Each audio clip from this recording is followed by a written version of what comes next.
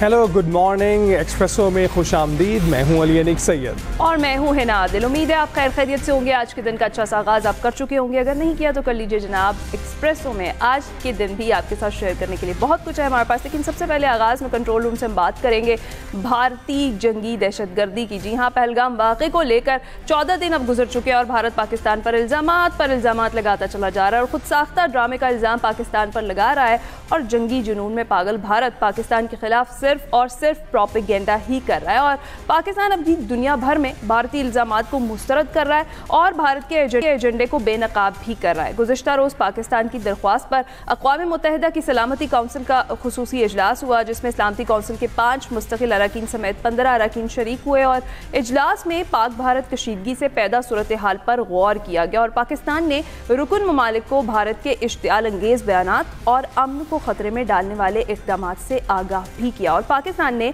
भारत का जंगी जुनून आलमी बरादरी के सामने रख दिया। पहलगाम हमले से मुतालिक भारतीय इल्ज़ामात को सख्ती से मुस्तरद किया गया और मुस्तकिल मंदूब आसिम इफ्तिखार ने सिंध तास माहिदों को मुअत्तल करने के भारतीय इक़दाम पर ब्रीफिंग भी दी और इजलास के बाद फिर मीडिया से गुफ्तगू में आसिम इफ्तिखार ने कहा कि सिंध तास माहिदा यकतरफा तौर पर मुअत्तल करने पर तहफ़्फ़ुज़ात हैं। भारतीय इक़दामात से खित्ते में अमन और सलामती को खतरात लाहक हैं। पाकिस्तान अपनी खुद मुख्तारी इलाकाई सलामती के दिफा के लिए हमवक्त तैयार है। तनाज़ा कश्मीर पाकिस्तान और भारत के दरमियान बुनियादी मसला है और 70 साल गुजरने के बावजूद मसला कश्मीर भी अभी तक हल तलब ही है। खित्ते के ममालिक के साथ मसाइल को मुज़ाकरात के जरिए हल करना चाहते हैं और मसला कश्मीर जो है कश्मीरियों की उमंगों के मुताबिक हल होना चाहिए। और दूसरी जानिब अगर बात करें तो अक़वाम मुत्तहिदा ने पाकिस्तान और भारत को सालसी की पेशकश कर दी है।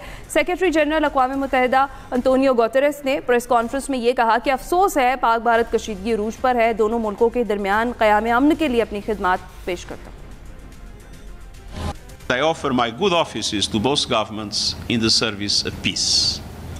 The United Nations stands ready to support any initiative that promotes de-escalation, diplomacy, and the renewed commitment to peace. It is also essential, especially at this critical hour, to avoid a military confrontation that could easily spin out of control. Now is the time for maximum restraint and stepping back from the brink. That has been my message in my ongoing outreach with both countries. Make no mistake, a military solution is no solution. फौजी कार्रवाई बिल्कुल हल नहीं है और शुक्र है, ये चीज़ खुशाइंद है कि सेक्रेटरी जनरल अक़वाम मुत्तहिदा ने अब यहाँ पर क्लियर और वाज़ेह स्टांस लेते हुए बताया है कि पहलगाम वाक़े की मज़म्मत करते हैं और मुतासरा ख़ानदानों से हमदर्दी का इजहार करते हैं। और उधर भारतीय जंगी जुनून के खिलाफ कौमी असम्बली के ऐवान में भारतीय इक़दामात के खिलाफ करारदाद मुतफ़िक़ा तौर पर मंजूर कर ली गई है।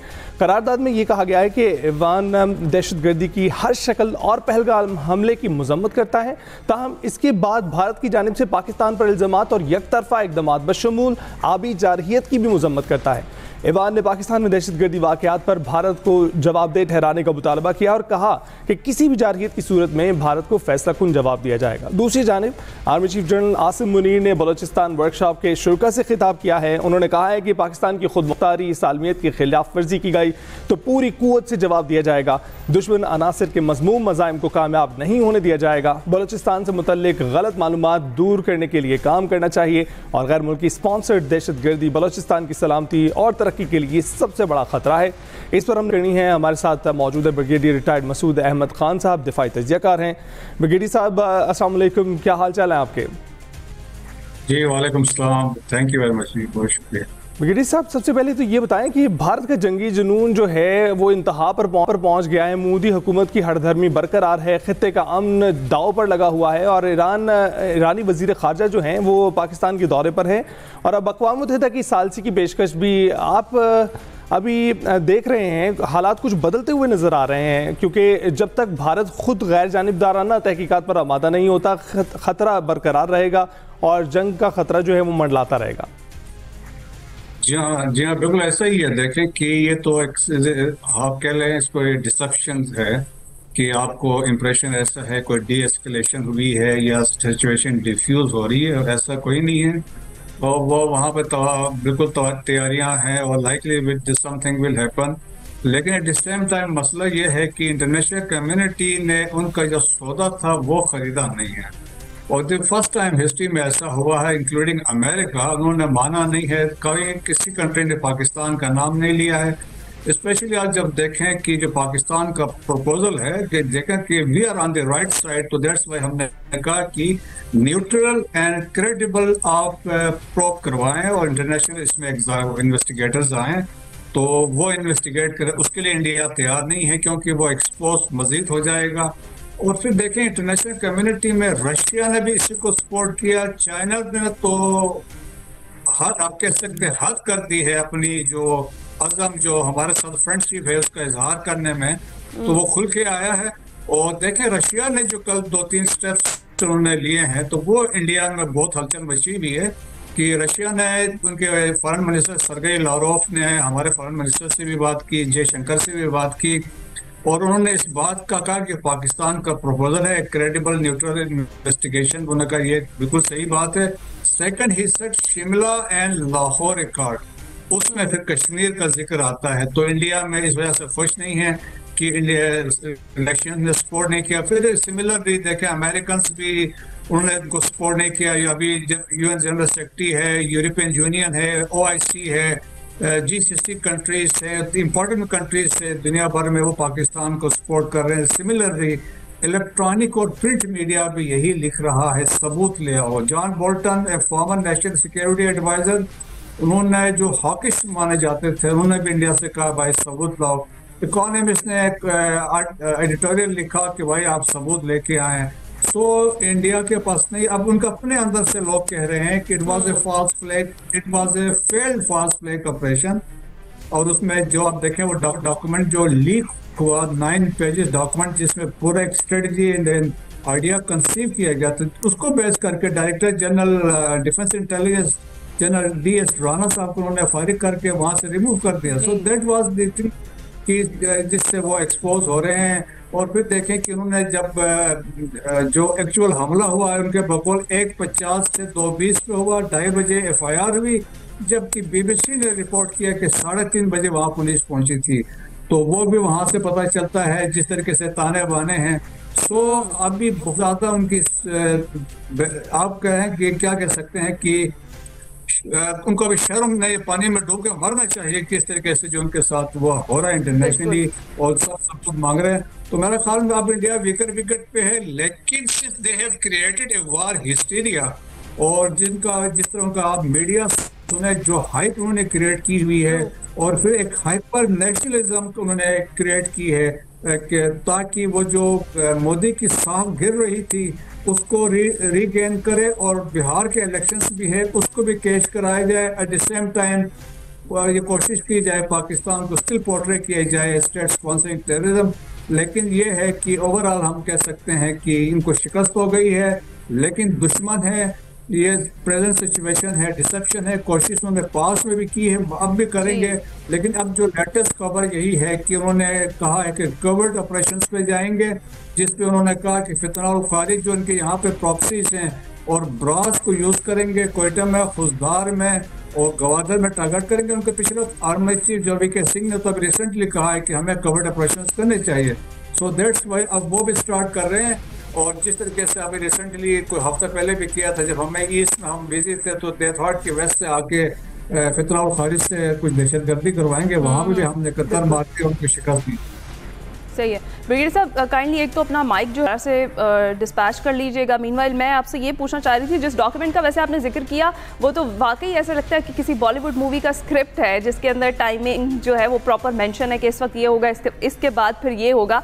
लेकिन अगर हम बात करें तो पूरी दुनिया, आपने भी कहा कि प्रेशराइज कर रही है भारत को कि वो इस मामले की गैर जानिबदाराना तहकीकात कराए। ख़ुद पाकिस्तान इसकी ऑफ़र कर रहा है और बहुत बार कर रहा है कि आपको इस वाक़े की, पहलगाम वाक़े की गैर जानिबदाराना तहकीकात करानी चाहिए। आपको क्या लगता है, क्या वजह है कि इंडिया प्रोपेगेंडे के ऊपर प्रोपेगेंडा रचाए जा रहा है लेकिन तहकीकात की जानिब नहीं आ रहा? क्या यही वजह है कि पाकिस्तान ने आज तक हमेशा क्योंकि इंडिया को एक्सपोज ही किया है हर मामले में, तो इस बार भी इंडिया को यही खतरा है कि वो एक्सपोज हो जाएगा? हमारे ख्याल में बड़ा एक सिंपल सा आपको मैं मिसाल देता हूँ।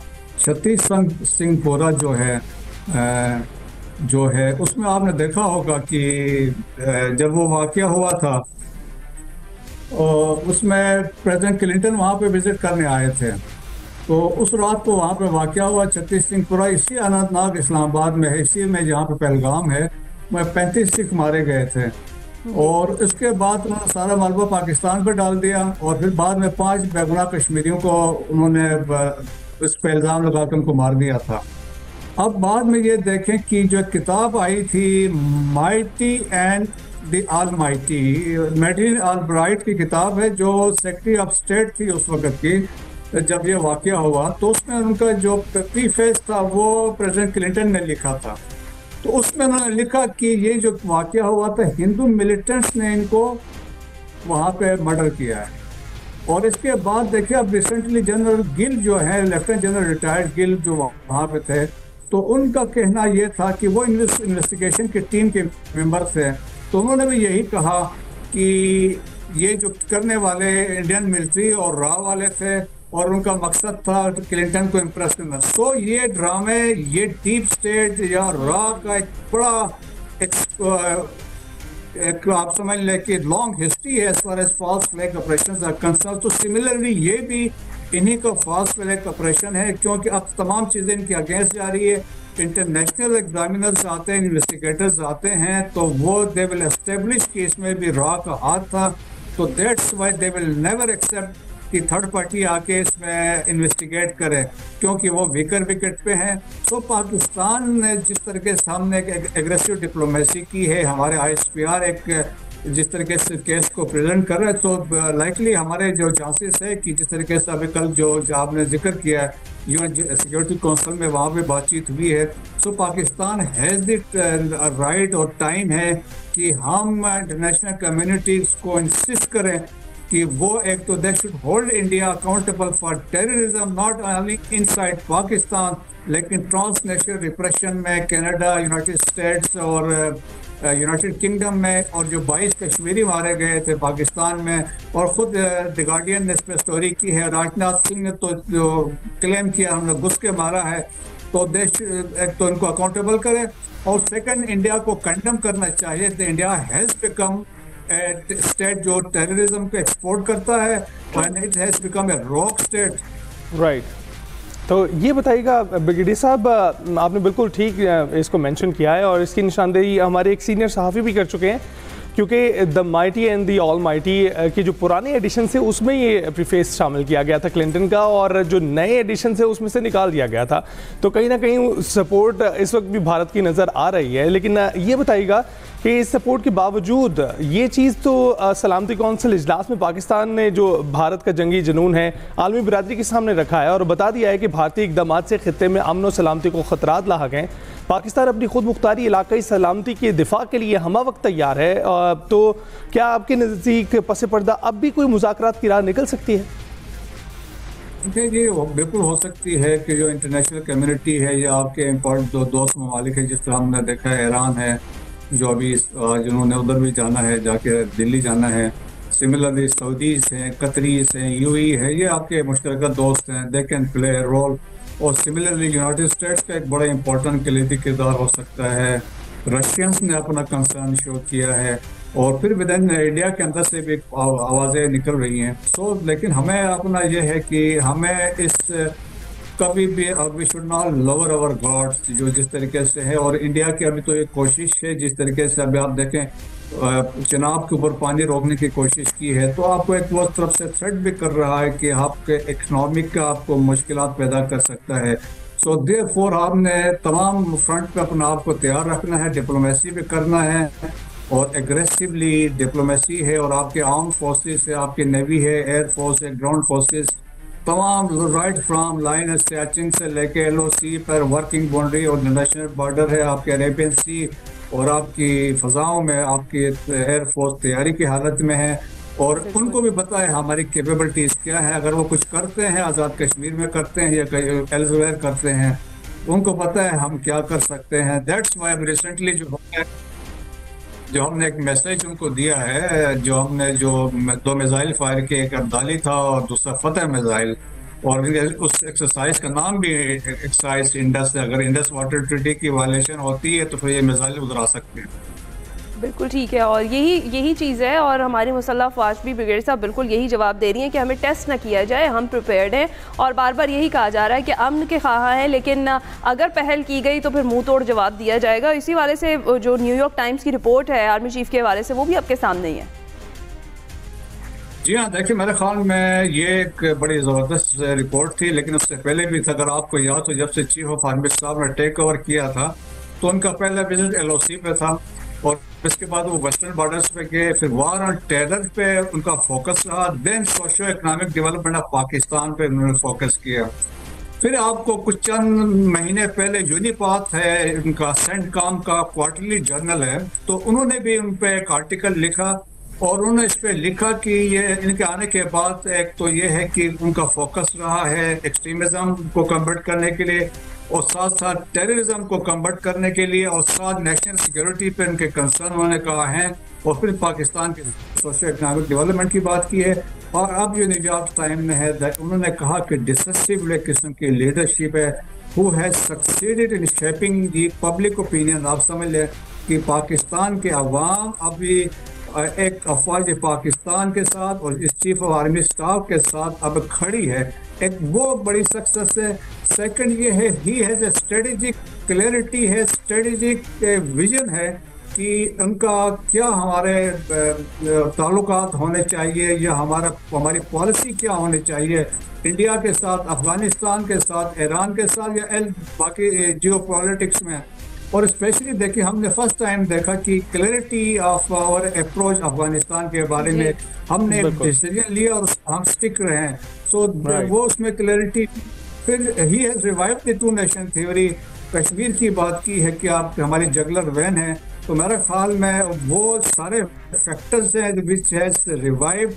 अभी इंटरनेशनल कम्युनिटी इस्लामिक उम्मा जो है वो समझती है कि present chief of army staff is the basically एक इंस्पिरेशन है as a leader for the entire उम्मा। राइट ब्रिगेडियर साहब, बहुत बहुत शुक्रिया हमसे गुफ्तगू के लिए। ब्रिगेडियर मसूद अहमद खान साहब हमसे बात कर रहे थे, ब्रिगेडियर रिटायर्ड, और उनका यही बताना था कि वी आर वेल प्रिपेयर्ड। आपको पता है कि पिछले 3 दिनों में हमने 2 मिसाइल के तजर्बात किए हैं, और उनमें से एक अब्दाली है 450 किलोमीटर ज़मीन से ज़मीन पर वार करता है, जबकि दूसरा जो है वो फतह सीरीज़ का मिसाइल है। तो जनाब हमारी प्रिपरेशन तो दुनिया के सामने है, और इसके साथ साथ आप देखिए स्विट्ज़रलैंड, रूस, चाइना, अमेरिका जैसे मुल्क जो हैं वो आगे बढ़ रहे हैं। सेक्रेटरी जनरल अक़वाम मुत्तहिदा जो है आगे बढ़ रहे हैं, कह रहे हैं सालसी की दावत देते हैं, गैर जानिबदाराना जो है तहकीकात में वो ताउन की पेशकश कर रहे हैं। तो ये दुनिया की जो हिमायत है इस वक्त वो भी दिखाई दे रही है कि किसके प्रण में जा रही है। आजकल मशहूर और मकबूल होना कोई मुश्किल काम नहीं रहा। अब सोशल मीडिया की बदौलत लोग रातों रात अपनी पहचान बना लेते हैं, मगर इनमें से ज्यादातर यूट्यूबर्स और टिकटॉकर्स अपने गैर संजीदा और गैर अखलाकी कंटेंट की वजह से तनकीद की अक्सर जद में रहते हैं। वहीं हालिया दिनों में एक नौजवान ने अपनी संजीदा बामकसद मजा से भरपूर वीडियोस के जरिए धूम मचा रखी है। यहाँ नाज़रीन हम बात कर रहे हैं आपके और हमारे पसंदीदा social media star Talha Ahmed की, जिनकी वीडियो से आजकल बच्चे बड़े सभी महजूज हो रहे हैं। तलहा बगैर किसी प्रोफेशनल कैमरे या आलात के सिर्फ हाथ में मोबाइल फोन पकड़कर ऐसा कंटेंट क्रिएट करते हैं जो कि हर खासो आम के दिल को छू लेता है। तलहा वन मैन शो हैं जो अपने वीडियोस में मुख्तलिफ मज़ाकिया और संजीदा किरदार खुद ही निभाते हैं, और यही उनकी पहचान बनता है। तलहा का अंदाज मुनफरिद है, वो अपनी वीडियोस में बड़े अच्छे और सुलझे अंदाज में समाजी तनकीद भी करते हैं और सबक आमोज पैगाम भी देते हैं। उन्होंने इंतहाई मुख्तसर अरसे में इंस्टाग्राम पर 4.5 लाख से ज्यादा फॉलोअर्स इकट्ठे कर लिए, जो उनकी मकबूलियत और असर अंगेजी का मुंह बोलता सबूत है। थैलेसीमिया का शिकार तलहा ने अपनी बीमारी को तालीम और कंटेंट क्रिएशन में रुकावट नहीं बनने दिया, बल्कि अपनी खुद एतमादी से आज अपना नाम और पहचान बना चुके हैं। जी हाँ, और एक्सप्रेसो ने अपनी करार रखी है, और हम आपकी मुलाकात करवाने जा रहे हैं तलहा अहमद से, जो कि हमारे साथ ही मौजूद है। Thank you so much Talha. सबसे पहले तो ये बताएं कि तलहा अहमद हैं कौन? हम तलहा को कंटेंट राइटर कहें, एक्टर कहें, कॉमेडियन कहें या एडिटर कहें? अच्छा, तलहा अहमद बेसिकली कराची से बिलोंग करता है, और इसे आप जैसे आपने कहा कंटेंट क्रिएटर भी कह सकते हैं, कॉमेडी भी कर लेता है और साथ में एक्टिंग और थोड़ी बहुत एडिटिंग भी कर लेता है, तो आप इसे ऑलराउंडर कह सकते हैं। ऑलराउंडर आप इन मुनफरिद ख्याल के साथ वीडियोस बनाते हैं और अल्लाह पाक ने इतनी इज्जत से आपको नवाजा। ये बताएं कि सबसे पहले कौन सी वीडियो वायरल हुई और पहली वीडियो बनाने के बाद कहीं ऐसे भी हुआ कि अपलोड नहीं करनी चाहिए, ये सही नहीं बनी है, ऐसा आपने सोचा? पहली वीडियो मैंने एक बनाई थी सोशल मैसेज के तौर पे, वो वीडियो को इतनी वायरल नहीं गई थी, तो इसलिए मैं ये नहीं कह सकता कि वो वीडियो वायरल गई थी। वायरल जो मेरी गई थी वो वीडियो थी रमजान से पहले की कुछ वीडियो थी जो मैंने शूट करके अपलोड कर दी थी। फिर जब रात को मैं सो के जब सुबह उठा तो उसके ऊपर 20,000 30,000 व्यूज थे, तो उस वीडियो को मैं कह सकता हूँ वो वायरल थी। उसके बाद से फिर मेहनत मैंने करना शुरू कर दी और अल्लाह ताला ने आज इस मकाम पे लाके खड़ा कर दिया। बेशक बड़े जबरदस्त मकाम पे आपको अल्लाह ताला ने लाके खड़ा किया आपकी मेहनत के बायस। अच्छा, किसी वीडियो में हम देखते हैं कि तलहा वालिद का किरदार अदा करते नजर आ रहे हैं, कहीं वालिदा का संजीदा किरदार करते हुए नजर आते हैं। आपका पसंदीदा किरदार कौन सा है और उसकी वजह क्या है?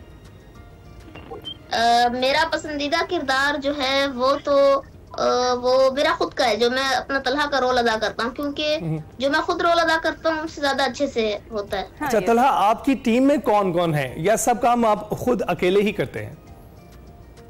अच्छा, मेरी टीम में अभी तो मेरे घर वाले ही हैं जो मेरा कैमरा जो मोबाइल को पकड़ते हैं उससे वीडियो बनाते हैं। मेरा काम जो होता है वो सिर्फ वीडियो की दूसरी तरफ होता है, एडिटिंग एक्टिंग करने का। और रही बात कि कोई एडिटर वगैरह रखा है, तो ऐसे अभी तक कोई एडिटर वगैरह नहीं रखा, खुद ही वीडियोस को अपने मोबाइल में एडिट करता हूँ। वाह वाह वाह, क्योंकि आप ऑलराउंडर है इसलिए खुद ही एडिट भी कर लेते हैं। अच्छा तलहा, आपने शॉर्ट वीडियोस बनाने का क्यों सोचा? इससे अर्निंग होती है या फिर ये प्रमोशन के लिए ही करते हैं आप बस? शॉर्ट्स वीडियो को बनाने का मैंने इसलिए चुना था क्योंकि, लेकिन मेरी भी अगर आप देखें ना वीडियो को, ये नहीं कह सकते कि 10 सेकंड की थी, 15 सेकंड की थी। मेरी वीडियो 1.5 मिनट की, 1 मिनट 50 60 2 मिनट तक, कभी कभी 2 मिनट में भी चली जाती हैं, 1 मिनट 30 सेकंड भी रहती हैं। तो ज़हन में ये नहीं था कि शॉर्ट्स वीडियो ही बनानी है, लेकिन बड़ी नहीं बनानी, मुस्तकबिल में लॉन्ग वीडियोस की तरफ भी आ सकते हैं। जबरदस्त, गुड स्ट्रेटजी। अच्छा ये बताइएगा कि आप कौन सी क्लास में पढ़ते हैं? कंटेंट क्रिएट करने का शौक आपको कैसे पैदा हुआ? मैट्रिक एग्जाम दिए हैं, उसके अलावा ये है कि हमारे घर के नज़दीक तालीमाती दीनिया की क्लासेस होती थी, वहाँ पे भी मैंने फर्स्ट सेमेस्टर में दाखिला लिया था। उसके इम्तिहान भी हुए थे। उसमें ये कि हमें कुरान अरबी पढ़ाई जाती थी, हदीस पढ़ाई जाती थी, तजवीद की क्लासेस होती थी। उसके साथ ये कि मुझे कंटेंट क्रिएट करने का शौक कैसे हुआ, तो वो ये कि मेरा दिल चाहता था शुरू से ही वीडियोस वगैरह बनाने का। फिर ये कि मेरी ऑब्जर्वेशन स्किल्स अच्छी थी, मैं बाहर चीज़ें देखता था, उन्हें नोट करता था। फिर मेरे जहन में अगर मैं खुद चाहता हूँ वीडियोस बनाना, तो फिर मैं इंतजार किस चीज़ का कर रहा हूँ, तो फिर मैंने वीडियो बनाना शुरू की और घर वालों ने भी काफी सपोर्ट किया। ऑब्जर्वेशन तो आपकी वाकई कमाल है। अच्छा, वीडियोस के लिए तलहा आप कितना वक्त निकालते हैं और एक वीडियो बनाने में मैक्सिमम कितना टाइम लगता है? वीडियो मुकम्मल बनाने में, एक वीडियो बनाने में पहले उसकी स्क्रिप्ट लिखी जाती है, फिर उसमें हम एक्ट करते हैं, फिर उसे एडिट करते हैं, फिर अपलोड करते हैं। इस सब में तकरीबन हम कह सकते हैं कि एक दिन तो लग ही जाता है। राइट। तो आपने बताया कि आपकी टीम में सिर्फ घर वाले शामिल हैं, तो घर वालों में सबसे ज्यादा सपोर्ट कौन करता है? मेरे घर में सारे पहले भी मुझे सपोर्ट करते थे, अब भी सपोर्ट करते हैं। और अगर मैं कहूँ कि सबसे ज्यादा कौन सपोर्ट करता है, तो सारे ही सपोर्ट करते हैं घर वाले। सही है जी, और करना भी चाहिए। अच्छा मुझे बताएं, इतने फेमस हो गए हैं, दोस्तों के दरमियान जाकर कैसा महसूस करते हैं? जो पहले जिस तरीके से थे वो लोग, वो अभी भी यही कहते हैं कि अच्छा तुम वीडियोस बनाना शुरू की और तुम वायरल हो गए हो। लेकिन ये है कि कुछ इस तरीके से स्पेशल वो नहीं होता। वो कहते हैं कि अच्छा पहले वीडियोस बनाते थे, बाहर भी जिस तरीके से जाता हूँ, पहले लोग नहीं पहचानते थे, फिर जब उन्होंने देखना शुरू किया कि अच्छा ये तो वही बंदा है जो वीडियोस बनाता है, तो इसलिए उनको अच्छा लगता है और वो खुश होते हैं काफी। राइट। तो तलहा, मुनफरिद आइडिया की बदौलत अपना नाम आपने बनाया है, आप दूसरों के लिए मोटिवेशन है, जो कंटेंट क्रिएशन में अपना नाम बनाना चाहते हैं, उनको आप क्या पैगाम देना चाहेंगे? जो कंटेंट बनाना चाहते हैं उसको मेरा यही पैगाम है कि वो पॉजिटिव कंटेंट के साथ आएं, मुस्बत चीजें आगे लाएं, ऐसा मजाक करें कि जिससे किसी को तकलीफ ना हो, किसी को नुकसान ना हो, इस तरह का कंटेंट को आगे लेके आएं। बिल्कुल बिल्कुल ऐसा ही होना चाहिए। अच्छा, अपनी वीडियो से तलहा लोगों को क्या मुस्बत पैगाम देते हैं और आगे भी देना चाहते हैं? अपनी वीडियोस के थ्रू मैं यही काम करना चाहता हूँ कि मेरी वीडियोस से लोग देखें, महसूस हो सके, मुस्कुरा सकें, उनके चेहरे पे मुस्कुराहट आए और वो एक मैसेज भी ले सकें, और बस यही चीजें करने का मेरे जहन में इरादा है। Thank you very much Talha, आपने हमसे गुफ्तगू की और ये मुस्बत पैगाम हमारे नाज़रीन तक भी पहुंचाया है। और देखिए जनाब, जो अब कंटेंट क्रिएटर्स आ रहे हैं, चाहे वो किसी भी प्लेटफॉर्म पर काम कर रहे हैं, ये जो सोशल रिस्पॉन्सिबिलिटी का आंसर है ये उनमें बढ़ता चला जा रहा है, which is a very good thing. क्योंकि इससे पहले जो कंटेंट क्रिएटर थे उन्होंने अपने कंधों पर कोई रिस्पॉन्सिबिलिटी सवार नहीं की थी, उनका मकसद सिर्फ एंटरटेन करना था। लेकिन तलहा जैसे जो कंटेंट क्रिएटर्स हैं, इनकी हमें अशद ज़रूरत है और ज़्यादा तादाद में। तो हम ब्रेक के बाद हासिल होंगे।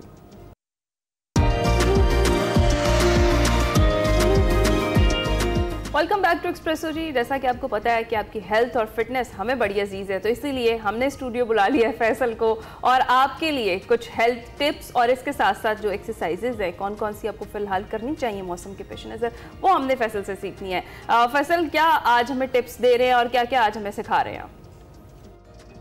Thank you very much. तो आज का जो हमारा सेशन होगा उसमें काफ़ी सारी जो क्यूरीज हैं वो भी रिस्पॉन्ड हो जाएगी। जो सबसे बेसिक क्यूरी है, जो सब लोगों का इशू होता है कि पूरे वीक पे जो है वो पैटर्न कौन सा वर्कआउट का फॉलो करें, तो डिफरेंट टेक्निक्स हैं। जैसे कि कुछ लोग करते हैं एक मसल एक दिन में वो एंगेज करते हैं, कुछ लोग एक दिन में 2 मसल एंगेज करते हैं, लेकिन आज जो हम आपको वर्कआउट करके दिखाएंगे वो होगा पुश वर्कआउट। पुश में आपके 3 मसल एंगेज होंगे, जिसमें आपको एडवांटेज ये रहेगा कि आप हफ्ते में 2 दिन भी आप एक मसल को 2 दिन भी टारगेट कर सकते हैं, क्योंकि अगर आप एक मसल आप टारगेट करते हैं पर डे में तो आपको पूरे वीक में एक ही दफ़ा मौका मिलेगा आपके एक मसल को टारगेट करने के लिए। तो अभी हम पुश का वर्कआउट आपको स्टार्ट करके दिखाते हैं, जिसमें चेस्ट, हमारे शोल्डर और ट्राइसेप, ये 3 मसल पुश के वर्कआउट में कवर करेंगे। तो हम स्टार्ट करते हैं सबसे पहले चेस्ट से। तो उसके लिए आप हल्का सा वार्म अप कर लें, तो फिर हम आपको डबल पेट से इसका स्टार्ट करके दिखाते हैं। ये आप स्ट्रेच करें, 10 रैप करें इसको वार्म अप के लिए। उसके बाद हम करेंगे डंबल प्रेस। तो डंबल प्रेस के लिए हम यूज करें, अभी हमारे पास डंबल पेड़ मौजूद है। तो ये हमारा पुश वर्कआउट, सबसे पहला मसल चेस्ट के लिए हम कर रहे हैं अभी डंबल प्रेस। 1 2 3, आप करें 15 रैप्स। मैं अभी करके दिखाऊंगा आपको 5-6 रैप्स, क्योंकि टाइम की लिमिटेशन है हमारे साथ। 6 7, आप इंगेज रखें, स्क्वीज रखें ताकि आपका मसल मैक्सिमम इंगेज रहे। सेकेंड मूव हम करेंगे चेस्ट के लिए फ्लाइस। 1, आप बिल्कुल खोलेंगे बाजू। 2 3 4 5, थर्ड मूव चेस्ट के लिए 1 2, जितना स्लो रेंज ऑफ मोशन रहेगा उतना ही मसल एंगेज रहेगा। 3 4 5, नेक्स्ट मूव हम करेंगे ट्राइसेप के लिए। जब आप चेस्ट का वर्कआउट करते हैं तो आपका जो सेकेंडरी मसल यूज हो रहा होता है वो ट्राइसेप हो रहा होता है। तो आप ट्राइसेप हम करेंगे 1 single arms, 2 full stretch up, 3 4, same आप रिपीट करें, 15-15 रेपिटेशन आप करिएगा। 3 सेटअप करेंगे। 2 3 4, एल्बो अप, स्टिच और पूरा डाउन। 5, नेक्स्ट मूव हम करके दिखाएंगे आपको ट्राइसेप के लिए। ट्राइसेप के लिए ये पोजीशन आपने ले ली। अच्छा, ये एल्बो आप देखिए, ये फोकस आपने रखना है कि एल्बो आपकी खुली ना रहे, आपकी क्लोज रहेगी हेड के, उतना ही आपका वो प्रेशर ट्राइसेप पे जाएगा। 1 2 3 4, range of motion slow, muscle squeeze रहे, प्रेशर फील होना चाहिए मसल्स के ऊपर, तभी इसका एडवांटेज रहेगा। 4 5, ट्राइसेप की 2 एक्सरसाइज हो गई, चेस्ट की हमारी 3 हो गई। अभी हम करेंगे शोल्डर। तो पुश वर्कआउट हमारा कंप्लीट हो जाएगा। तो शोल्डर के लिए सबसे पहले करेंगे प्रेस। 1 2 3, जब शोल्डर को प्रेस कर रहे होंगे तो एक चीज आपने जो फोकस रखनी है वो इसका एंगल आपका ये नहीं होना चाहिए, बिल्कुल आप बैलेंस डबल पकड़े अपने हेड के बराबर में। 3 4 5, नेक्स्ट शोल्डर के लिए हम करेंगे 1 2 3, अब इसका एंगल भी एक दफ़ा आप देख लीजिएगा कि बिल्कुल जो आर्म्स हमारे एल्बो स्ट्रेट ना हो, ताकि आपका प्रेशर एल्बो पे ना चला जाए। कुछ लोग ये मिस्टेक कर देते हैं, ये एंगल रखते हैं इस तरह से, वो सारा प्रेशर जो एल्बो पे जा रहा होता है। तो हल्का सा बेंड रखें, 1 2 3 4 5। लास्ट हमारी मूव होगी पुशअप्स हम करेंगे। पुशअप्स की जो रेपिटेशन है वो टिल फेलियर हम करेंगे। आप मैक्सिमम जितने कर सकते हैं, 10 15 20 तक, जहां आप मैक्सिमम कर सकते हैं। 1 2 3 4 5। तो ये था हमारा जो आज का सेशन। इस सेशन का है पुश वर्कआउट हमने किया, जिसमें 3 मसल आपने कवर किए। अगर आप ये वाला पैटर्न फॉलो करेंगे तो हफ्ते में आप 2 दफ़ा इन मसल्स को टारगेट कर सकते हैं। इनको रेस्ट भी पूरा मिलेगा और आपके मसल भी टारगेट हो जाएंगे। Thank you very much. Faisal, बहुत बहुत शुक्रिया। अभी आपने हमें बहुत यूजफुल टिप्स दी हैं और इसके साथ ही हम ब्रेक पर जाएंगे और टॉप ऑफ द आवर हाजिर होंगे। हर खबर पर नजर।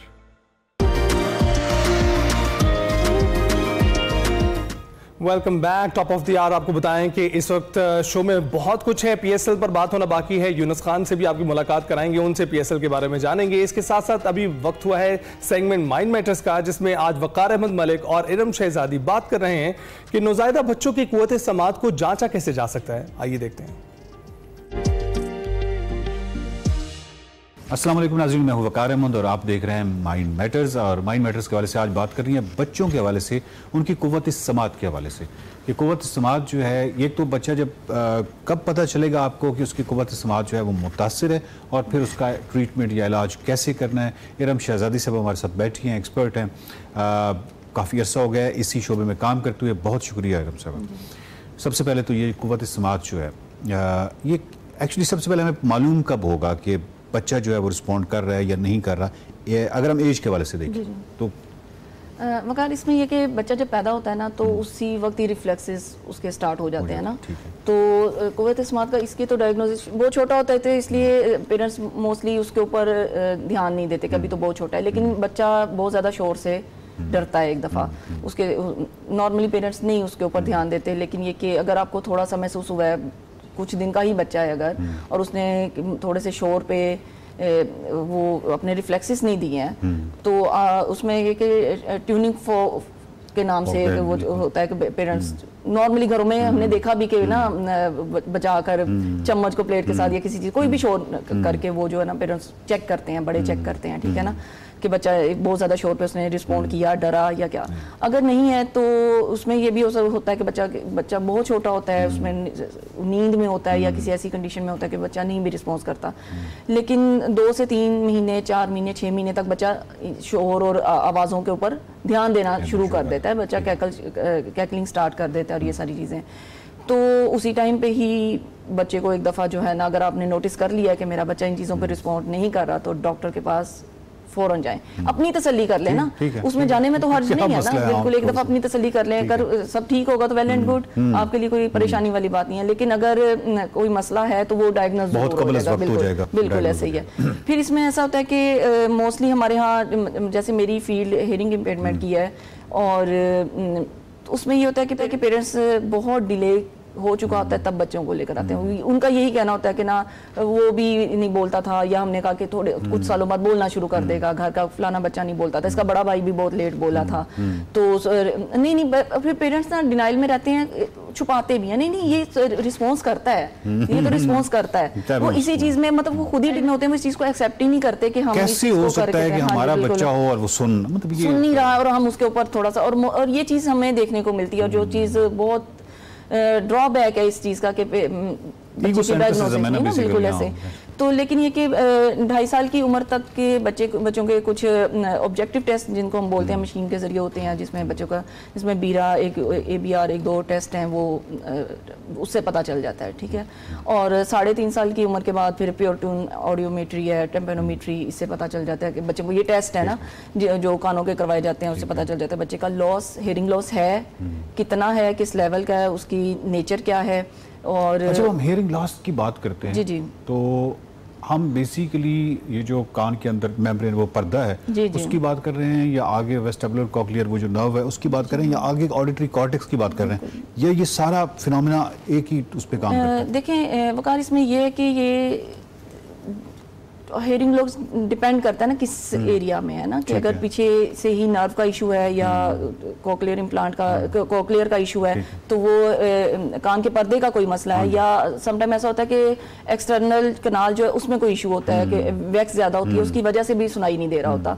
तो उसके लिए वही कि अगर छोटा बच्चा है तो उसमें वो फिर टेस्ट से ही पता चलता है कि नर्व में या पीछे कोई इशू तो नहीं है, कान के पर्दे में इशू है, मिडल ईयर में इशू है। कान के 3 हिस्से हैं ना, एक्सटर्नल है, मिडल है और इंटरनल है, तो उसके अकॉर्डिंग लॉस भी उसके अकॉर्डिंग ही है। तो सेंसरी न्यूरल है, कंडक्टिव हेयरिंग लॉस है, तो वो डिपेंड करता है कि वो उसका डायग्नोसिस यही है कि टेस्ट करवाए जाएं। टेस्ट होगा प्योटन ऑडियोमेट्री, अगर 3.5 साल से बच्चा बड़ा है। मुतल्लिका जितने भी डिसऑर्डर्स हैं, मतलब वो डिफरेंट हिस्सों से मुतल्लिक हैं, लेकिन ज़्यादातर जो हैं वो काबिल इलाज या हो जाता है? जी, ये डिपेंड करता है कि अगर तो सेंसरी न्यूरल हेयरिंग लॉस है, अगर तो कोक्लिया में कोई इशू आ गया है, फिर तो और सीवियर लेवल का अगर प्रोफाउंड है फिर तो मुश्किल होता है। लेकिन अब टेक्नोलॉजी इस कदर जदीद आती जा रही है, जैसे अभी हमारे डिपार्टमेंट में भी पंजाब गवर्नमेंट की तरफ से हमारे बच्चों को हेयरिंग एड प्रोवाइड किए गए हैं कि वो जो स्टोन डेफ बच्चे भी हैं जो प्रोफाउंड हेयरिंग लॉस के साथ हैं उस लेवल पे भी जाके, मतलब मोस्टली जो 90 डिग्री का जो हेयरिंग लॉस होता है ना, वहाँ तक हेयरिंग एड वो जो बच्चे काम करता है। लेकिन ये जो हेयरिंग एड है ये 120 से 130 तक हेयरिंग लॉस तक को जो है ना वो कवर कर रहा है। और ये पंजाब गवर्नमेंट ने ये तकरीबन 8 से 10 लाख का एक सेट है जो दिया जा रहा है। और ये पाकिस्तान में ये भी टेक्नोलॉजी अभी आई नहीं है, ये सारा जो है ना ये टेक्नोलॉजी पंजाब गवर्नमेंट सब बच्चों को फ्री ऑफ कॉस्ट दे रही है। इसके जो सेल है वो भी काफी कॉस्टली है और ये हर बच्चे को प्रॉपर असेसमेंट के जरिए दिया जा रहा है। ओके, और ये किस जगह पे, यानी कौन से हॉस्पिटल्स हैं? नहीं, हॉस्पिटल्स में नहीं, ये जितने बच्चे जो है ना गवर्नमेंट सेक्टर में एनरोल्ड है ना, स्पेशल एजुकेशन के सेंटर्स और स्कूल में वो एनरोल हो गए हैं, उनको मिलेगा और फ्री ऑफ कॉस्ट मिलेगा। और ये मिल रहा है, प्रॉपर असेसमेंट्स हो रही हैं बच्चों की, बच्चे का हेयरिंग लॉस का लेवल क्या है, उसकी नेचर क्या है, एज क्या है उसके। और फिर इसमें ये कि ये उसके जो कान की जो एनाटमी है, उसका जो शेप है, उसके अकॉर्डिंग वो खुद आकर टीम्स बनाती हैं, उसका डिजाइन लेकर जाती हैं उसके अकॉर्डिंग, साइज के अकॉर्डिंग, और वो किसी और को नहीं लग सकता है। ठीक है, कहीं पर अगर वो मिसप्लेस हो गया तो वो भी उसकी पीछे असेसमेंट हो रही है, हर चीज, और काफी अच्छा काम हो रहा है इसके ऊपर। और उसके बाद इसके जरिए ये हुआ है कि बच्चे काफी ज्यादा इसके ऊपर के बच्चों को आवाजें जो नहीं भी सुनते थे सुनाई दे रही हैं, और स्पीच थेरेपी के जरिए इसके ऊपर अब काम स्टार्ट हुआ है और पंजाब गवर्नमेंट इसके ऊपर काफी अच्छा काम कर रही है। ओवरऑल आप नंबर ऑफ केसेस जो हैं वो उनकी ज़्यादा वजूहात जेनेटिक्स हैं या एनवायरमेंटल हैं या क्या हैं, मतलब ज़्यादा जो आपके पास केसेस आते हैं कुछ ज़्यादा जेनेटिक्स हैं, उसमें ये होता है, और दूसरा क्वाइड भी होती हैं, लेकिन ज़्यादातर अब एक बच्चे में तो डेफिनेटली यही हो सकता है। एनवायरमेंटल तो बिल्कुल, एनवायरमेंटल तो बहुत कम होती हैं कि वो तो एडल्ट्स में ज़्यादा होती हैं क्योंकि वो कोई एक्सीडेंट हो गया कुछ इस तरह का या एजिंग के साथ हो गया, लेकिन ज़्यादा जेनेटिकल होती हैं और कंजेनिटल होती हैं कि बर्थ से पहले ही वो मतलब डेवलपमेंट में कोई कुछ ऐसा इशू आ गया, या मोस्टली ज़्यादा ऐसा होता है कि जो कज़न मैरिजेस हैं। बिल्कुल, और फिर ये मैं पेरेंट्स को एक चीज़ यहाँ पर कहना चाहूँगी कि मोस्टली ऐसा होता है कि आपका एक बच्चा डेफ पैदा हुआ, दूसरा हो गया, तीसरा, लेकिन वो फिर पेरेंट्स इसके ऊपर रुकते नहीं हैं। जब आपने देख लिया कि आपके 3-4 बच्चे एक ही उसके डिसेबिलिटी के साथ आ रहे हैं तो उसके ऊपर भी थोड़ा सा देखें, ट्रीटमेंट करवाएं ना, अपना ट्रीटमेंट करवाएं, अगर कोई इशू है तो उसको देखें, उसको एड्रेस करें, वो बहुत ज़रूरी है। अब बहुत दर्दनाक किस्म की होती है ये स्टोरीज़। मैं एक जानता हूँ, हमारे गांव में एक हैं, उनका बेसिकली वो बचपन से इस तरह था कि उनका हेयरिंग का प्रॉब्लम था, तो ज़ाहिर बात है वो बोल भी नहीं सकते थे।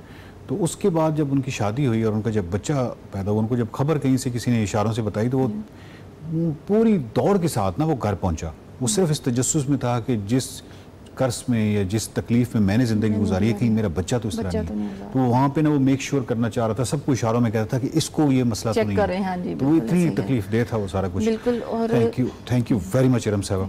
नाज़रीन, बात ये है कि कई दफ़ा हम बहुत ज़्यादा दुख या कई दफ़ा बहुत ज़्यादा परेशानी, और वो मॉनिटरी हवाले से होती है, वो माली या मुआशी हवाले से होती है।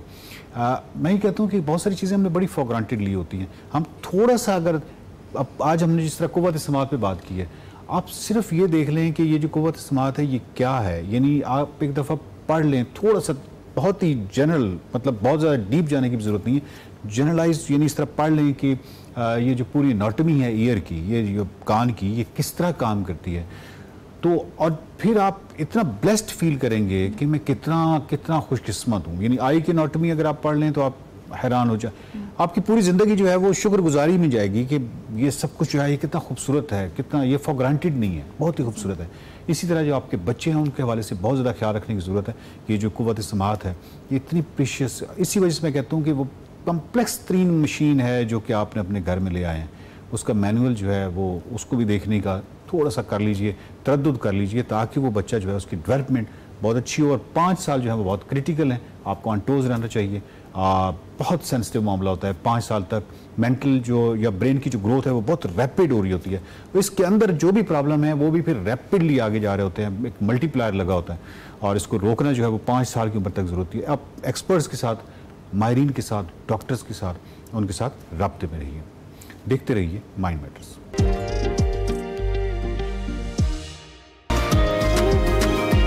वेलकम बैक टू एक्सप्रेसो जी। अब बात करते हैं पाकिस्तान सुपर लीग सीजन 10 की, जिसके शानदार मुकाबले जारी हैं। और मुल्तान क्रिकेट स्टेडियम में होने वाले मैच का अगर हाल आपको हम बताएं तो मुल्तान सुल्तान के कप्तान मोहम्मद रिजवान ने पेशावर ज़ल्मी के खिलाफ टॉस जीतकर बैटिंग को तरजीह दी और पहले बैटिंग करते हुए मुल्तान सुल्तान की बैटिंग लाइन बुरी तरह से नाकाम हुई और पूरी टीम 19.1 ओवर में 108 रन बनाकर आउट हो गई। और मुल्तान सुल्तान की जानिब से शायहोब 23 और तैयब ताहिर 22 रन बनाकर नुमाया रहे।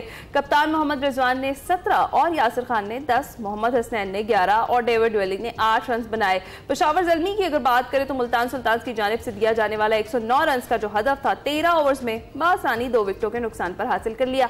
साइम अयूब 49 रन बनाकर नुमाया रहे। उनकी इनिंग्स में 4 चौके और 3 छक्के शामिल हैं। और PSL 10 के पॉइंट्स टेबल की अब जरा बात करते हैं तो कोयटा ग्लेडिएटर्स 8 मैचेस खेलकर 11 पॉइंट्स के साथ पहले नंबर पर है। इस्लामाबाद यूनाइटेड ने भी 8 मैचेस खेले हैं और वो 10 पॉइंट्स के साथ दूसरे नंबर पर है। पॉइंट्स टेबल पर तीसरी पोजीशन कराची किंग्स की है, जिसने 8 मैचेस में से 5 में कामयाबियों के बाद 10 पॉइंट्स हासिल किए हैं। 9 मैचेस खेलकर 9 पॉइंट्स हासिल करने वाली टीम है लाहौर कलंदर्स, जिसकी चौथी पोजीशन है, जबकि 8 पॉइंट्स के साथ 5वां नंबर है पेशावर ज़ल्मी का और मुल्तान सुल्तान की आखिरी पोजीशन है।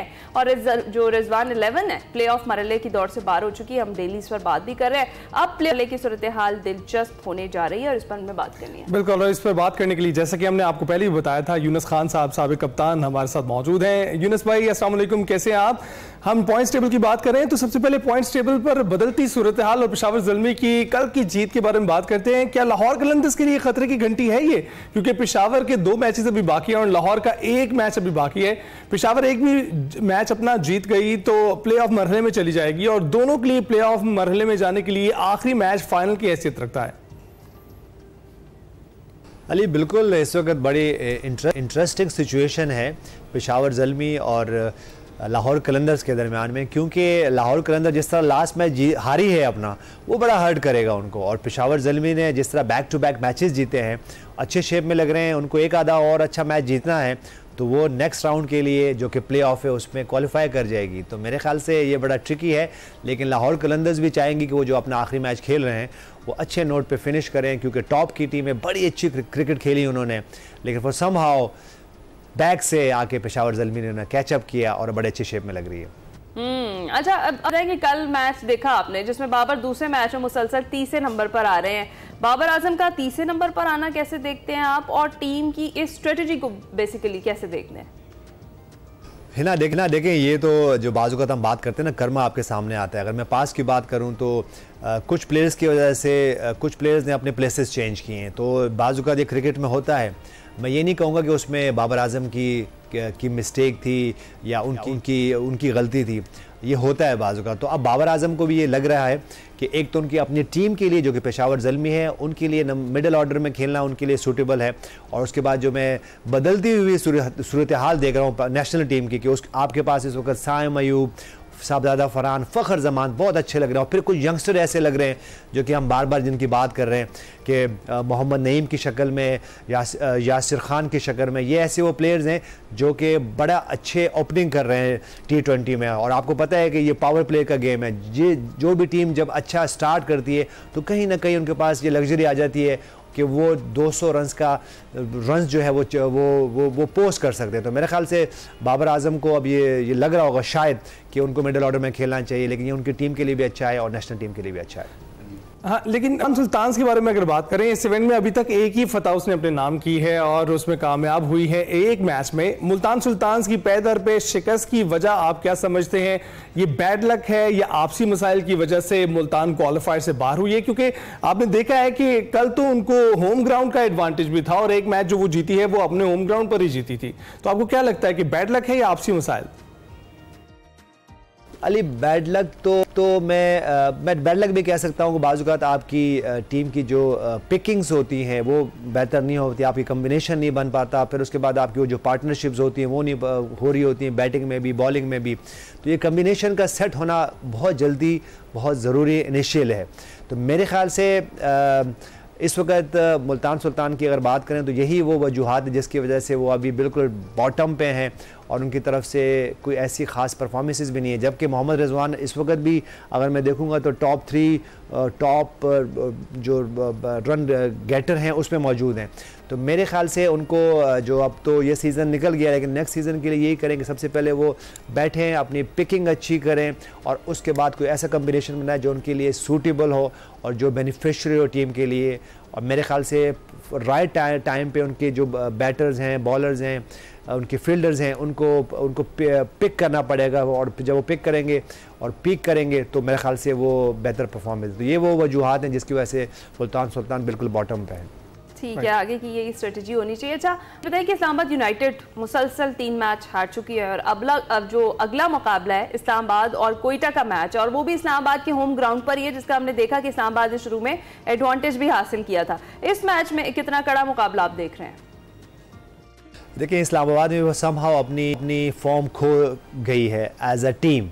मेरे ख्याल से एज अ टीम भी आपकी परफॉर्म करना और जो आपके जो मेन पॉइंट्स होते हैं उसको अलाइन करना बहुत ज़रूरत है। ठीक है, उनके पास अगर मैं उनकी टीम की बात करूं तो उनके पास टॉप जो है परफॉर्मर्स मौजूद हैं, लेकिन आपके पास कहीं ना कहीं एज अ टीम भी आपको जो है वो अच्छा परफॉर्म करना है। तो मेरे ख्याल से इस वक्त वो यही हो रहा है और जो उनका नेक्स्ट गेम है वो बहुत इंपॉर्टेंट है। अगर वो ये विन करते हैं तो अच्छे शेप में नज़र आ रहे थे इससे पहले, लेकिन देखिए उनको ये अपनी अच्छी क्रिकेट खेलनी पड़ेगी, बेसिक्स पे आना पड़ेगा। और बेसिक्स यही हैं कि आप पहले अगर बैटिंग कर रहे हो तो कोई ऐसे रन आप पोस्ट करें जो कि आप फिर उसको डिफेंड नहीं करने दो और उसको जो है वो चेज़ ना हो सके। और इसी तरह जब आप चेज़ कर रहे हो तो फिर आप कोई ऐसी स्मार्ट क्रिकेट खेलें कि आपकी चेजिंग भी बेहतर हो। तो मेरे ख्याल से उनको अपने बेसिक्स पे आना पड़ेगा और जो प्लेयर्स उनके नीडफुल हैं उनको खिलाएं ताकि वो आपको मैच जिता के दें। बिल्कुल ठीक। यूनुस भाई, बहुत भी हमसे गुफ्तगू करने के लिए, PSL की ताज़ा तरीन सूरत हाल पर एक नज़र डालने के लिए, इस्लामाबाद यूनाइटेड जो है आखिरी मौके पर मैचेस हारने लगी है, उनकी क्या सूरत हाल बनती है,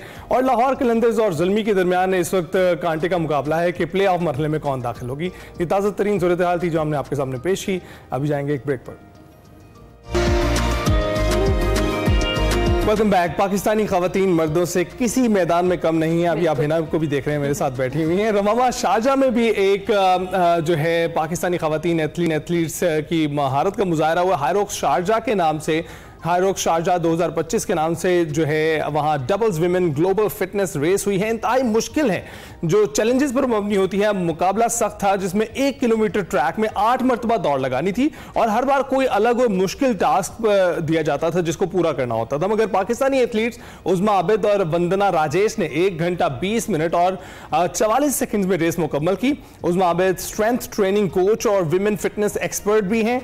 2 बार पाकिस्तान फिटनेस चैंपियनशिप विनर हैं। उज़मा इस्तांबुल, बर्लिन, लंदन मैराथन में भी शिरकत कर चुकी हैं, पाकिस्तान की नुमाइंदगी कर चुकी हैं, जबकि रवां साल कराची में होने वाली मैराथन में सिल्वर मेडल भी उन्होंने अपने नाम किया है। जबकि वंदना राजेश भी एक माहिर हैं, स्ट्रेंथ एंड कंडीशनिंग कोच हैं, खासतौर पर प्री और पोस्ट नेटल फिटनेस पर काम करती हैं। मजीद ये दोनों एथलीट्स हमारे साथ ही मौजूद हैं, उन्हीं से जान लेते हैं उनकी नाकाबिल यकीन फिटनेस के हवाले। जी हाँ, गुड मॉर्निंग उज़मा और Vandana, hope you guys are doing well. Uzma, सबसे पहले तो आपको मुबारकबाद। आप ये बताइए कि हाईरोक्स शारजा 2025 का तजुर्बा कैसा था और क्या क्या टास्क थे, कैसे आपने उन्हें कंप्लीट किया?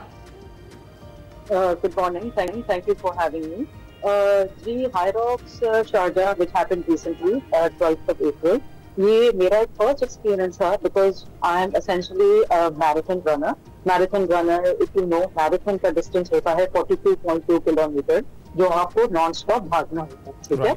Whereas high hopes is a different challenge altogether, ठीक है, जिसमें essentially you have running, you have 8 splits of running, और between every 1 kilometer आपको 8 functional movements होती हैं, वो करनी होती हैं, which alone is like another challenge itself. So marathon is a different challenge, which is more of endurance. इसमें आपकी endurance और intensity दोनों चीजें आपकी आ जाती हैं. So after every 1 kilometer of running, आपका जैसे हमारा पहला स्टेशन था, स्की था, उसके बाद we ran another kilometer, उसके बाद हमने इंडोर रोइंग, अगर आप रोइंग से फेमिलियर हैं, आउटडोर रोइंग बहुत कॉमन है, इंडोर रोइंग भी एक मशीन पर होती है, तो उसमें भी हमने 1000 मीटर रोइंग करनी थी. उसके बाद जो है we ran again, उसके बाद हमारा था स्टेशन था slag push, so that was 102 kg. So 102 kg sled push था. Between all these 8 splits of running, हमारी sled pull था. We had farmer's carry, we had burpee trot jumps, we had 100 wall balls. So the deal is कि Vandana and I were partners. Okay, so partners में था कि partners had to run together, but जो station पे जो काम था, that could be divided between both of us. तो हमने जो काम जो है, the task after the run, वो हमने डिवाइड कर दिया था, but running was together. So that was the challenge कि how we are going to tackle this with running. Right. तो वंदना, आप बताइएगा, आपका तजर्बा कैसा रहा उज़्मा के साथ, खासकर ये पार्टनरशिप और शारजा ग्लोबल रेस में आपके क्या एक्सपीरियंसेस थे और ये कितने मुश्किल थे टास्क आपके लिए? जी, एक्सपीरियंस बहुत ही एम्पावरिंग रहा to compete among such strong athletes all over the world. और उज़्मा के साथ जो मेरी पार्टनरशिप रही वो बहुत ही परफेक्ट रही, क्योंकि हमारी जो रनिंग और स्ट्रेंथ है बहुत ही मैच करती है. एंड हमारी ट्रेनिंग में हमने ये महसूस किया कि द बेस्ट मैच. और वहाँ जाके जो it really felt very we felt proud to have represented Pakistan at such a big platform. मुश्किल तो था, उसके लिए हमने ट्रेनिंग की, और हमारी ट्रेनिंग में हमने स्ट्रेंथ और रनिंग दोनों पे काम करने के साथ साथ न्यूट्रिशन पे भी बहुत फोकस किया, और जिस तरीके से रिकवर करना है आफ्टर एवरी सेशन, ये सारी चीज़ों पे काम करके जब हमने वहाँ जाके परफॉर्म किया तो एक बहुत ही रिवॉर्डिंग महसूस हुआ, क्योंकि हमारी जो टाइमिंग थी वो हमारी कैटेगरी में और हमारी एज ग्रुप में at par थी with the women who were from all over the world who had participated. जबरदस्त. अच्छा उज़्मा, आप बताएं, एथलीट हैं, फिटनेस एक्सपर्ट हैं और कोच हैं, कैसे बन गई ये आपका जो सफर है, ये कब से शुरू हुआ? जी, actually it hasn't been very long. वैसे तो मैं बचपन से I've been very active. Okay, I've participated in various sports from school level. उसके बाद भी I've been active, but I think since the last 7 to 10 years that this is where I've actually taken this up very seriously. So 7 years से I would say I've done like I've joined this gym called Naked Sweat, जहाँ मैंने training की, और उधर जो है उधर से ही मैं कोच बनी, and now I'm coaching over there. उधर से ही I became a certified running coach. In between that I had joined a running club CV Runners मेरे क्लब का नाम है, and उधर ही I did all my marathons also उनके साथ. And that's how it all began. So it all began with my strength training. Then I became a running coach, and it's now the field it was high. तो वंदना, आप बताइएगा कि आप pre और post natal के हवाले से जो है फिटनेस की मदद देती हैं, कोचिंग करती हैं, ये बड़ा वंडरफुल आइडिया है, क्योंकि एक ऐसे मुल्क में जहाँ पर आ गई खवातीन जो हैं इस तरफ रागिब नहीं होती हैं, और यहाँ पर तो मर्दों के लिए 1 किलोमीटर भागना बहुत मुश्किल होता है. तो आपको कैसे ये आइडिया आया? जी, I've seen myself. I'm a mother, and मैं जब before my pregnancies and after my pregnancies, I didn't see any very good help around, which I really needed at that time regarding exercise and everything. I've had really difficult pregnancies, and उसके बाद भी recover करना मुझे बहुत मुश्किल रहा.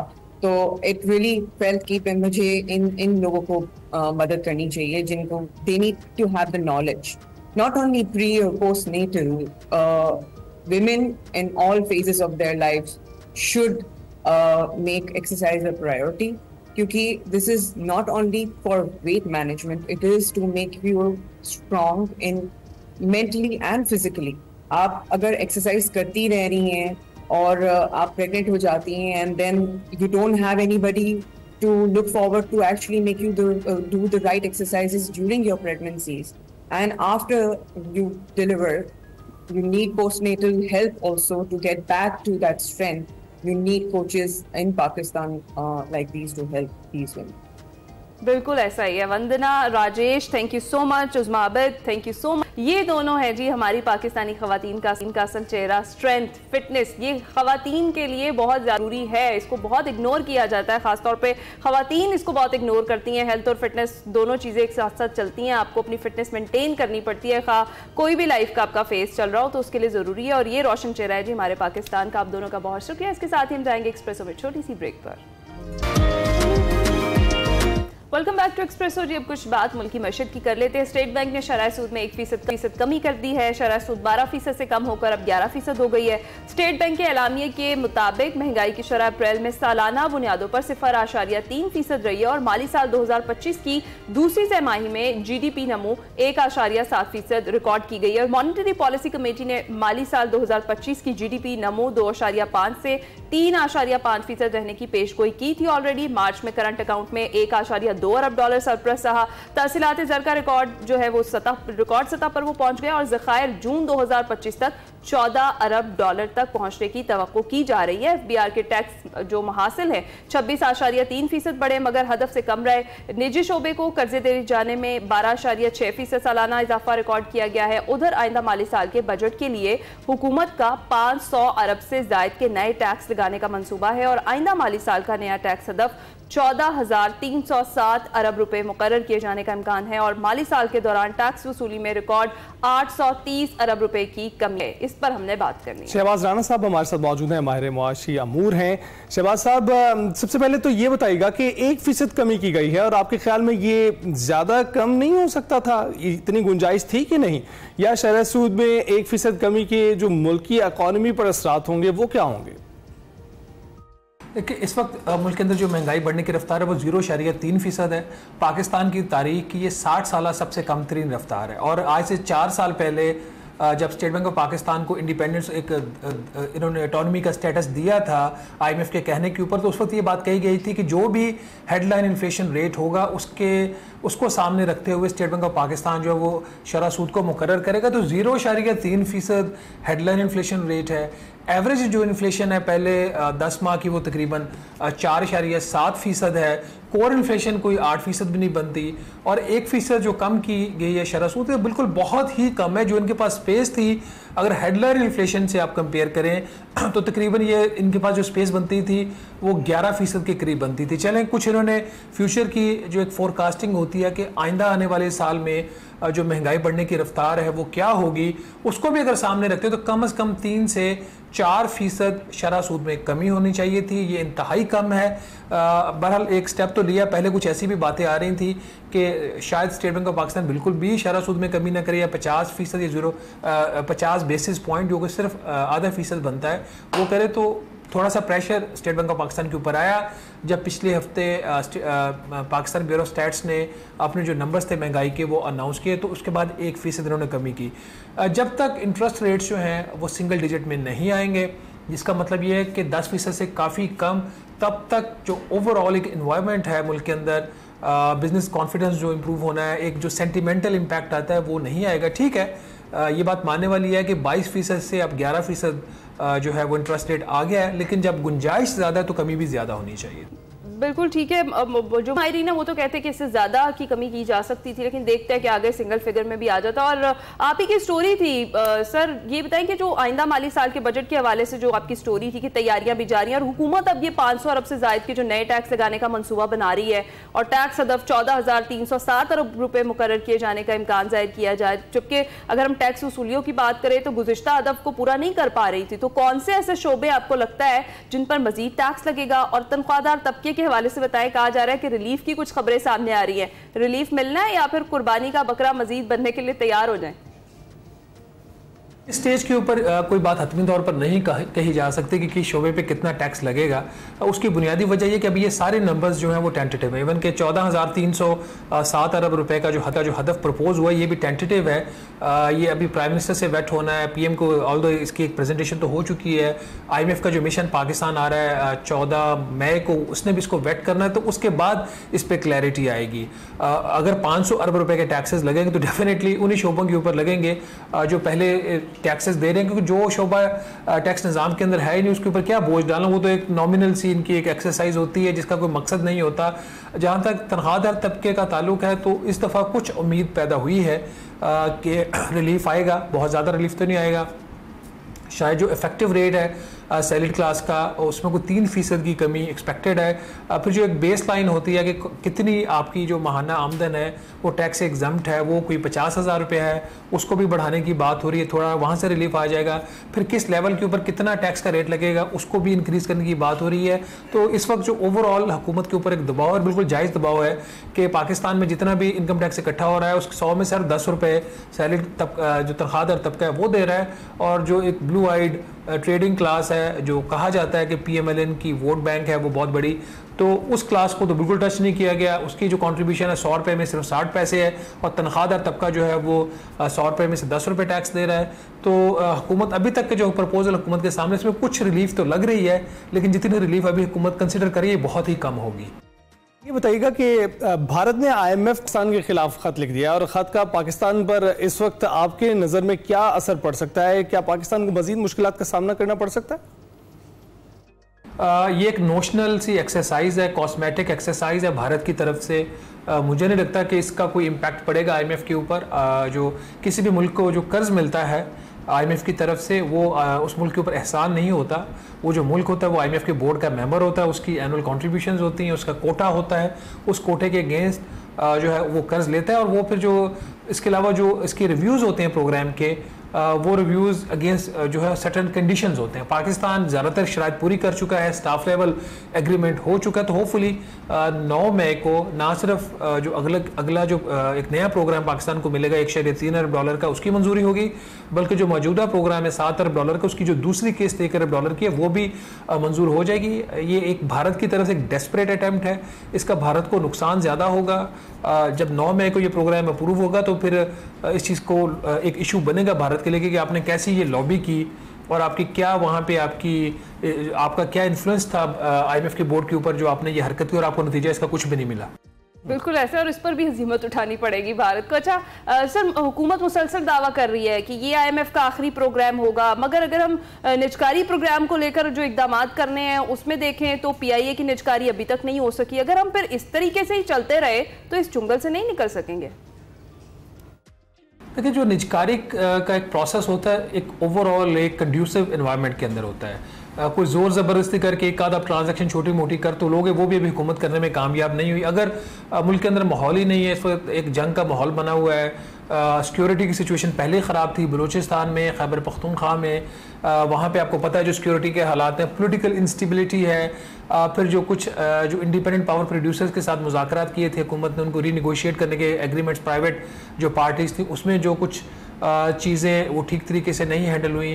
तो इन सारे फैक्टर्स की वजह से जो निजकारी है वो काफ़ी एक मुश्किल मरहला है। अभी भी हुकूमत का दावा है, जो नए इन्होंने एडवाइज़र लगाए हैं निजकारी के मोहम्मद अली साहब के, सितंबर से लेकर या अक्टूबर दिसंबर 2025 का जो पीरियड है इस दौरान जो है वो PIA की निजकारी हो जाएगी। होती है या नहीं होती है तो वक्त बताएगा।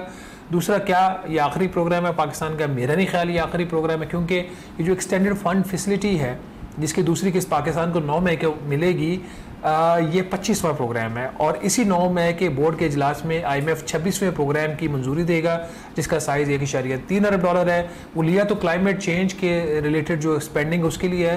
तो अगर पाकिस्तान फिस्कली इतना स्ट्रॉन्ग हो गया है तो फिर क्लाइमेट के लिए भी IMF से क्यों कर्जा ले रहा है? कर्जा लेने का जो भी मकसद हो वो अपनी जगह पे, प्रोग्राम 26वां जो है उसकी भी जुमे वाले दिन मंजूरी होने जा रही है। शहबाज साहब, बहुत बहुत शुक्रिया। हमने मईशत पर नजर डाली, खेलों पर नजर डाली, पॉलिटिकल नजर डाली, इंटरनेशनल सिनेरियोज पर नजर डाली। तो उम्मीद है आपको शो पसंद आया होगा। आपसे मुलाकात होगी कल। अपना ख्याल रखिएगा, फीडबैक जरूर दीजिएगा। अल्लाह हाफिज। अल्लाह हाफिज।